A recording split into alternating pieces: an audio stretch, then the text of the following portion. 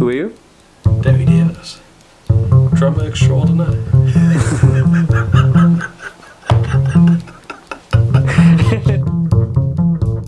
On the 18th of May 2022, Dewi released his third album, 12 Scrolls to Istanbul, so Wonderful I could caught up with him to get a glimpse behind the curtain, see how it was made, and see how he felt about the whole process.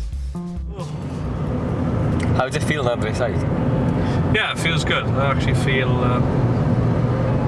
like this album I've definitely got like a bit of a formula going. Because I feel like the other two, well, three actually, there's one I wrote before that which never made it. Well, it's on SoundCloud. Yeah. But check it out. But yeah, the other, I feel like those three were sort of experimenting with what I can and can't do. Yeah.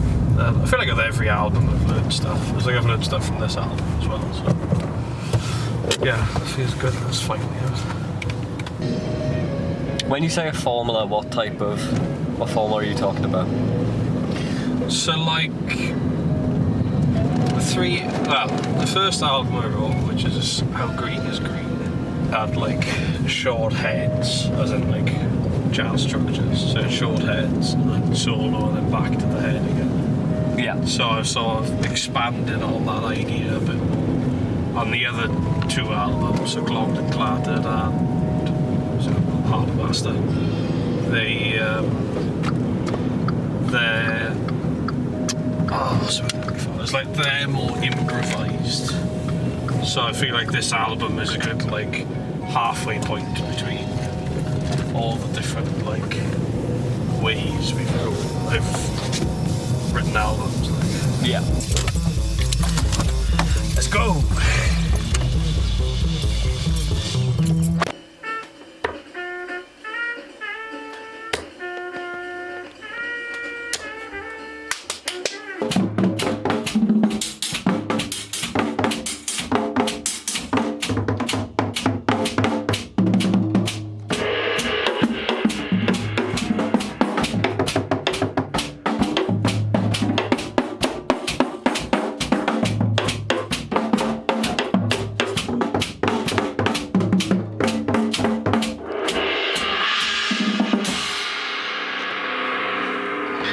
It took about a week to write, I think. A week or so, 2 weeks maybe? Wait, so this is all the songs? Yeah. Well, sort of. Well, the whole album was based off a cult, actually. Right. So there's a cult in America, well, I don't know if they exist anymore, don't think they do, called the Davidians. And me and my father were watching a documentary about it. And it was basically this bloke, bit of a nut job, like, as they all are, those cults. And he believed, like, he was the second coming and all that. Yeah. So, and he believed that he was the second coming because there's these 12 scrolls which you have to learn, which you sort of had to unlock. So, when I was on the milk ground, because I had a lot of time to myself, I was thinking about what to do for my next album. And I saw like the idea of 12 scrolls and then so like representing each scroll sort of thing. And I said Istanbul because that's the old capital of, it used to be called Constantine, I think, which was like the religious capital of the world sort of thing. Or was it Babylon? Is it Babylon? I don't know. Research that. Yeah, that's what I was saying earlier in the car about finding the formula, because like any song I write out is very basic, but I do heavily emphasise improvisation. Yeah. Which is what this album basically runs off. Fun Easter egg: Develop is exactly the same chord progression, just backwards. Nah, okay. So if I flipped it upside down, see, well, it's going down. Yeah. Same chord Nice. progression. Yeah. I like that a lot. Because originally, this is the order I wanted to play it originally. Right. But then it was after we recorded Sparrow, because like that's like a nice calm ending, I thought. So I put that one last, I put Develop before it. But yeah, originally Develop was going to end. But after we recorded it, I thought, that's just quite nice actually, so. And the album cover's cool. Yeah, Jack Price did the album cover, and like, I just told him the title. I sort of said, "Do what you want," and yeah, he did a really good job. To be fair, yeah, he's a good artist. He is. Yeah. I thought it turned out great. And something like Space, that was the easiest one to write. So that's the. I mean, you've got two notes there. Yeah, 2 notes. So that's like the motifs. So when he's playing, so in that song is the dung dung. Is that one? Right. So what? I like that you felt the need to write that down, even. Well, it got to be the right notes, isn't it? Yeah, I suppose you're right. Yeah. So yeah, that's pretty much how the album's written. Yeah, synth part, right? So this is a Yamaha AN1X. They're actually very rare to get, these are. Right. And I bought it off a friend for a very good price, and this thing has like hundreds of settings on it. Yeah. And also you can fiddle around there, so yeah. I just use that synth in the album. Oh, and this one as well, TD3. This one is on Exile. So, Nice. yeah, they're very useful. I haven't used the micro brute at all. I wrote out the entire album on this thing. You're joking. Yeah. But I think So this is what you compose. yeah, battery's dead. So I'll be using the app on my phone because this thing takes bloody 4 AA batteries on it. So all of this.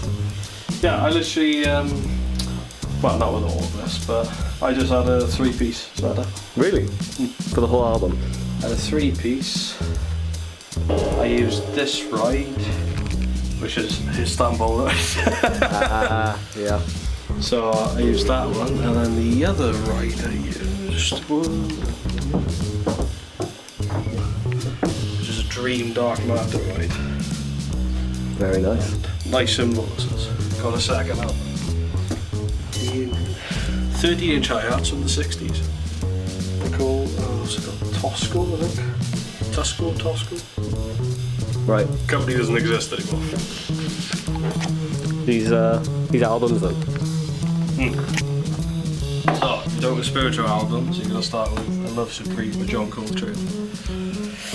Great album, this. You got all the spiel as well. Oh, let's see. There you go. There's a good. Well, this is basically a hymn, actually, sort of thing. I will do all I can to be worthy of Thee, O Lord.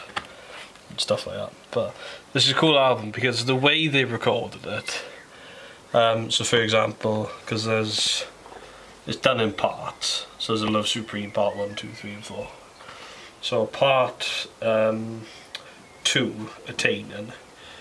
I have actually played that live with in uni, and basically how they did it was you had the head, and then they just went off into a solo. So that's basically how spiritual music works. Do you think though that the kind of lyrics and kind of content there inspired a lot of what you wrote for Jack? I don't know, I never read them.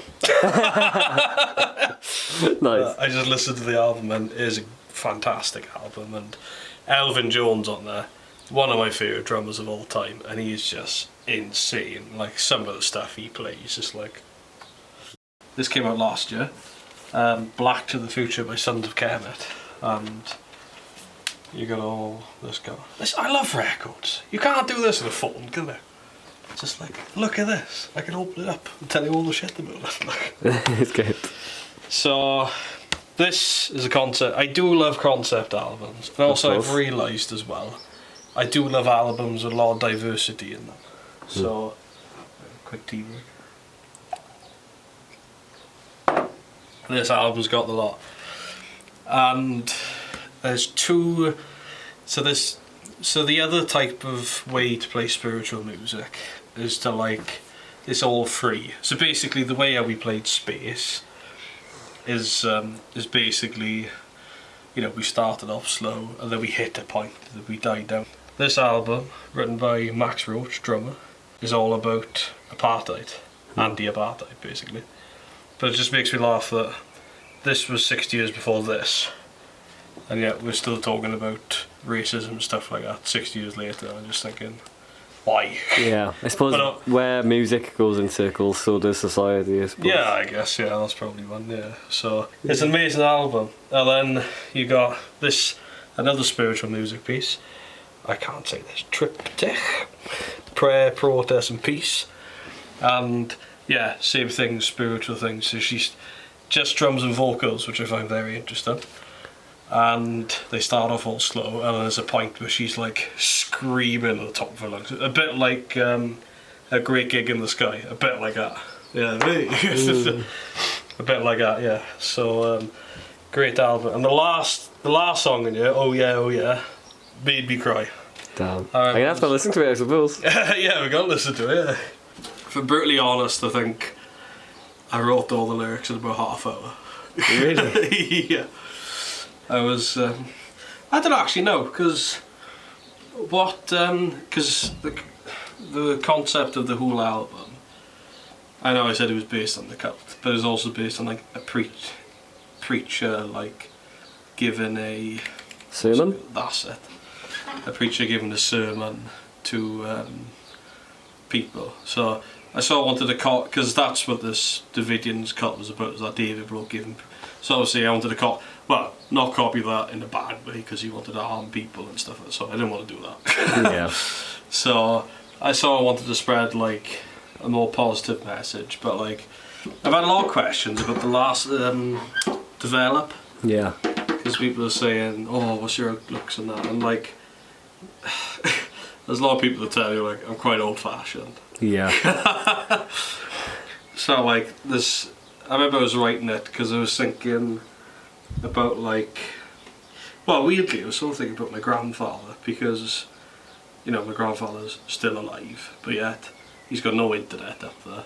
The most complicated thing he has, electronic thing he has, is a TV, and then he has a he's still powered by coal. Right. So I was just a bit like, so I was thinking like we've evolved, but he sort of stayed behind. Partly out of ignorance, big grabs like, but I was just thinking, well, there's other stuff which I feel, you know, it's like you go out with friends and they're all on their phones, or like whenever like you turn on the TV, it's like, oh, some celebrity has helped some charity, and I'm just like, well, that's just, you know, good for them, like, but I'm just like, well, why can't we help, you know, someone who needs the help and stuff like that? Yeah. If you get what I mean. So through these sermons you kind of are sharing parts of your beliefs. Yeah, parts of like, I don't know if they're good beliefs, like, but It's interesting you put it out still though. It doesn't matter to you whether it is, you know, correct. You just no. Well, then I was talking to a friend of mine about the album, and I was saying it's sort of open to interpretation, because at the end of the day, a preacher just preaches what he reads at the end of the day, isn't it? And it's up to you to take whatever information you want and use it however you want. So if people absolutely disagree with my opinions, it's fair enough, but if they agree with my opinions, or they agree with some of it and use it to have a better life, I don't know.